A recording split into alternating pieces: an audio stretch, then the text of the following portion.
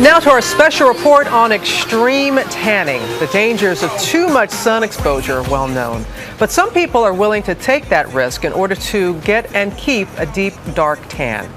Here's ABC's Gloria Riviera with the story. It's summer, and nothing's hotter than spending time at the beach to get that sun-kissed skin.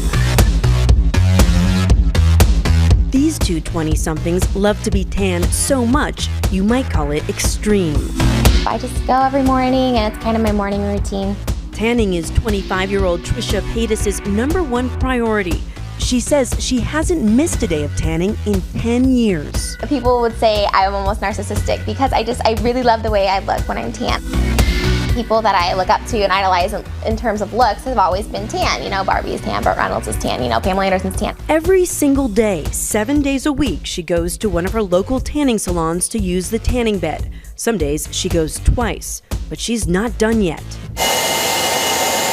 After the tanning bed, Trisha gets a spray tan to make sure everything is even. A lot of people might take a look and say, gosh, you're a beautiful girl. Why do you need to tan? I think because it gives me my confidence. I've seen myself pale and it just looks, I don't look like myself. When you see someone who's tan, you're just like, wow.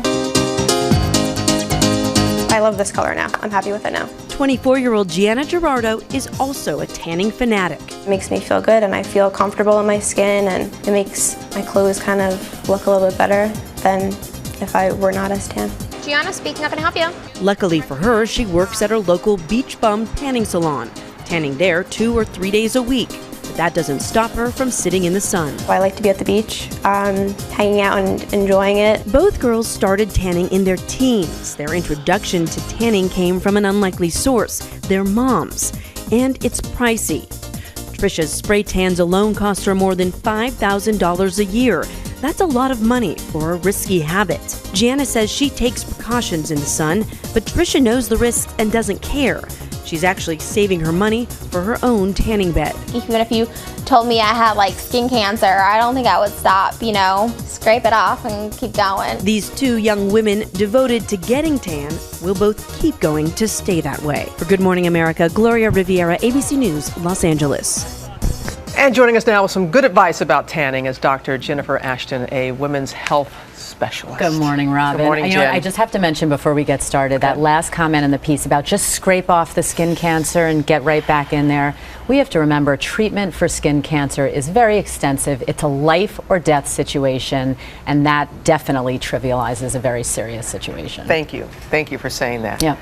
Can it really be an addiction? Are there people who want to stop tanning and can't? Well, here's the new research. Relatively new research actually shows that in people, when they're exposed to UV light, people who are addicted to tanning, they get an activation or stimulation in their brain, in the addiction center, in the reward center, no different than people who are addicted to drugs. So again, this isn't everyone who likes to be tan, but in the people who say that it's compulsive, they can't stop, yes, it's a true addiction. And we all have to be concerned. Not everyone goes to the tanning bed, of course. Well, we walk outside. That's right. We have to remember this is not just indoor tanning. It's anyone who tans excessively outside. And people think, oh, it's just the blonde hair, blue-eyed people. Are fair-skinned people more at risk? Yes. Are people with dark skin, African Americans, Hispanics, at risk for skin cancer? Absolutely. And people with darker skin, and particularly African Americans, tend to have their skin cancer diagnosed at a later stage. So this is something truly everyone needs to be concerned about. And it's not just if you have a sunburn or anything like that. It's that day-to-day exposure, Robin. It's the stuff we get when we're walking our dog, when we're walking a couple of blocks to work. So dermatologists will say you need to apply a sunscreen and SPF 365 days out of the year. In fact, 90% of the sun's damage to our skin occurs in this everyday manner. It's not just when we bake ourselves during the summer. So people watching this, and they know that what we saw were the extremes, but there are people who want to tan. Right. Is there a safe way of going about it? The dermatology answer is there is no such thing as a safe tan. In terms of what's available to us today, if you want to be a little darker, spray tanning is probably the only safe way to go. Otherwise, embrace that porcelain skin. It's safe if it's in a bottle. Right. That's about it. That's right. Always good to see you, Jen. You too, Robin. Thanks very much.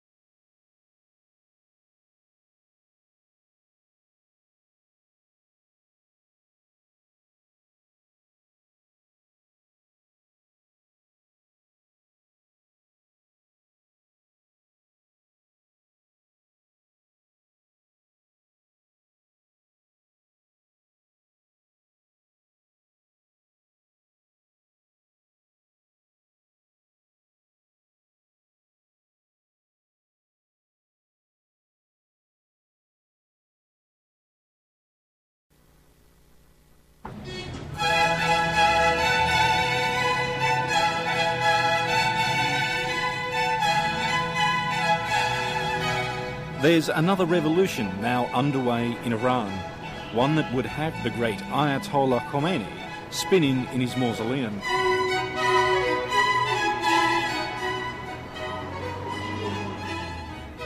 A revolt that has set this once monochrome world ablaze with colour.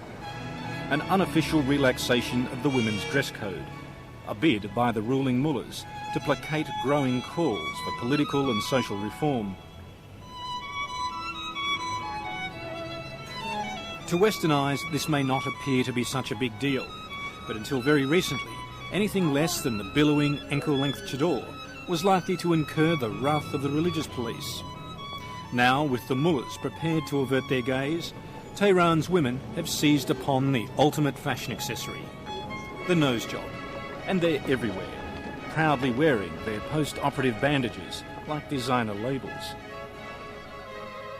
As a Tehran plastic surgeon, how's business? The business is pretty good, very flourishing, I should say.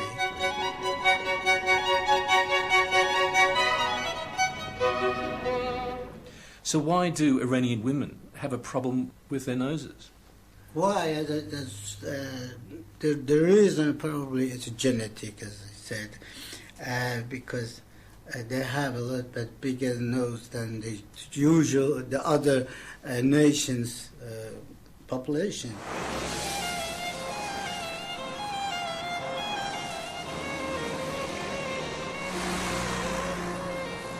The grim grey housing projects, home to Tehran's middle class, struggling with a stalled economy and massive unemployment. 18-year-old Ida, like so many of her generation, dreams of escape to a brighter world. به دانشگاه برم کامپیوتر که بخونم بعد کار کنم بعدا دیگه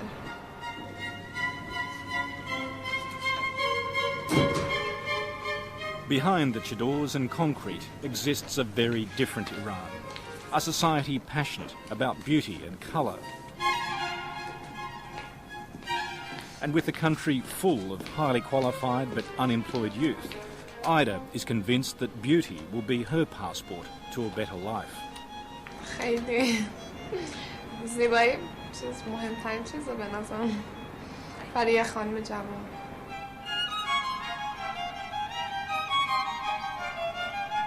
She's decided her chief asset needs a touch-up and is booked in for a nose job. برای اینکه قشنگتر میشه احساس میکنم که اینجاش قوزش یه ذره بدجوره یه ذره اینجاش.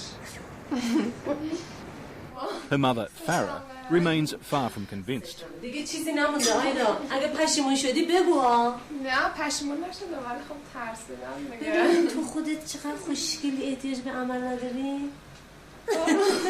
به نظر من احتیاج نداره. حالا بی خودی داره تلاش. مگه نبودم. While father Ali has decided it's best never to argue with a teenage daughter. من اولا مخالف بودم به خاطر اینه که این مثل شکست بندی میمونه که بند میزنن این شکسته درست نیست دیگه. بعد نظر خودش مهم بود و باز من نظر دکتر گرفتم گفت خیلی عالی میشه اگر عمل کنه. حالا ما تابع نظر آیداییم.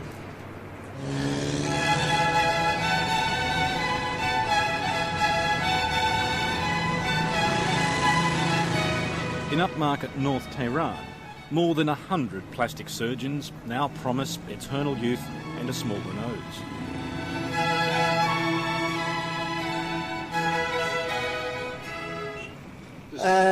This one, it's exaggerating. He's considered me my work as a Michelangelo, but working on the human being, not on a stone. Dr. Majid Nawab, the Michelangelo of Tehran, to grateful patients who sing his praises through the poetry of Hafiz and Omar Khayyam. And the master doesn't come cheap. There is no price for it. It's like a painting you want to buy it. You know, you have a famous, well-known painter, then you have to pay high for it.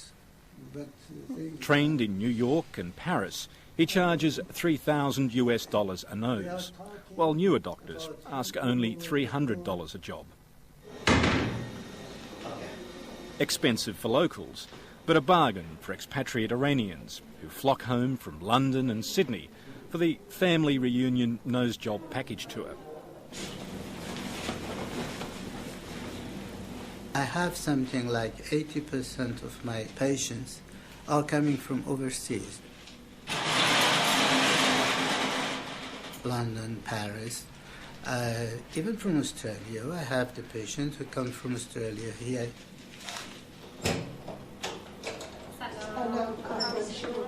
Today's patient comes from just down the street.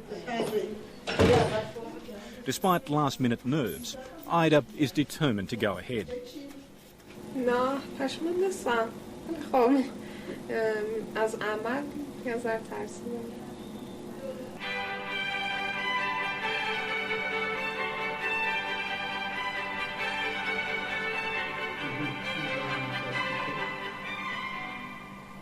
To the strains of classical music, this Michelangelo goes to work. It's a familiar task. Since returning to Iran 12 years ago, he's seen more than 18,000 patients. For the uninitiated, plastic surgery may conjure up gentle images of a nip here, a tuck there.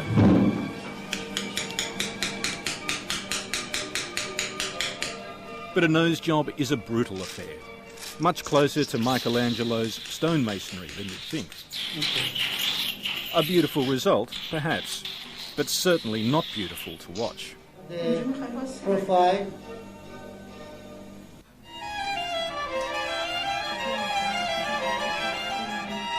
As Ida retires for her recovery week, North Tehran's boutiques open for another evening of retail therapy.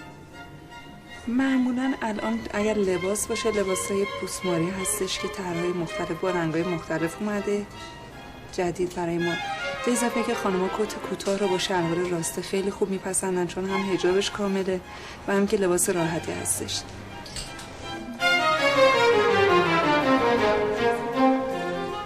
But a closer inspection reveals this beauty boom to be built upon a foundation of insecurity, so familiar in the West. According to Dr. Mocb, in this poor, socially conservative country, a woman is still largely defined by the man she marries. They want to look good. They want to attract the people. But they don't have money. That's what's happened. So they try to grab somebody who provide them this money. They start to go out with the settled man, the older man. Married man. A married man, exactly. And this is, again, another conflict. The rush for teenage nose jobs is now matched by queues of middle-aged wives anxiously lining up for facelifts. Many families are broken. Their family is broken because of this problem in the society.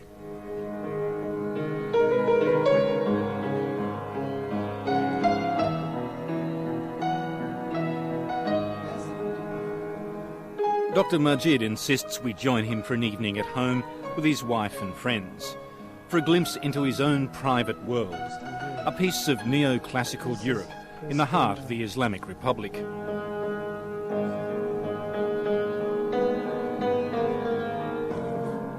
He's also proud of his art.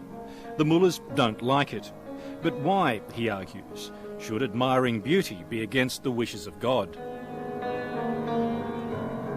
This is what is this? A 17th century painting, an Italian artist. And the features Yes. of the face of the woman, are they the classical features that you aspire to in your work? At one period, they liked a little bit chubby, a little bit full woman, but now, for instance, they like old, lean, and very thin.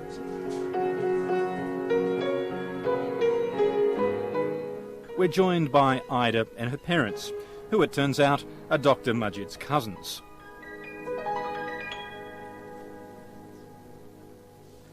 And speaking of beauty, how is Ida going? She's doing okay. You see, she got a good profile, even in the cast.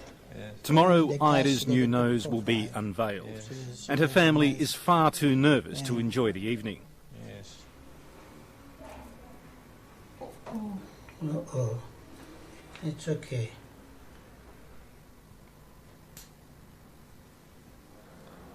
All right, that's it. This is for you. این دیگه مال توه. بعد تماشا کنی می‌بینی که چطوری هستی. بگی دست. Take it. If beauty is indeed in the eye of the beholder, Ida doesn't like what she sees. A normal reaction, says Dr. Majid. She needs to reserve judgment for a few days until the swelling goes down. But her mother is already impressed. چرا خوشگل شد دختر من. مرسی دکتر. خیلی خوشگل شده. آیدا ببینم. چرا خوشگل شد. مرسی دکتر. Ali and Farah are relieved. To them, it's been a good investment in Ida's future, even if it means replacing the rigid conformity of hijab with what can be the equally inflexible concept of Western beauty. Okay?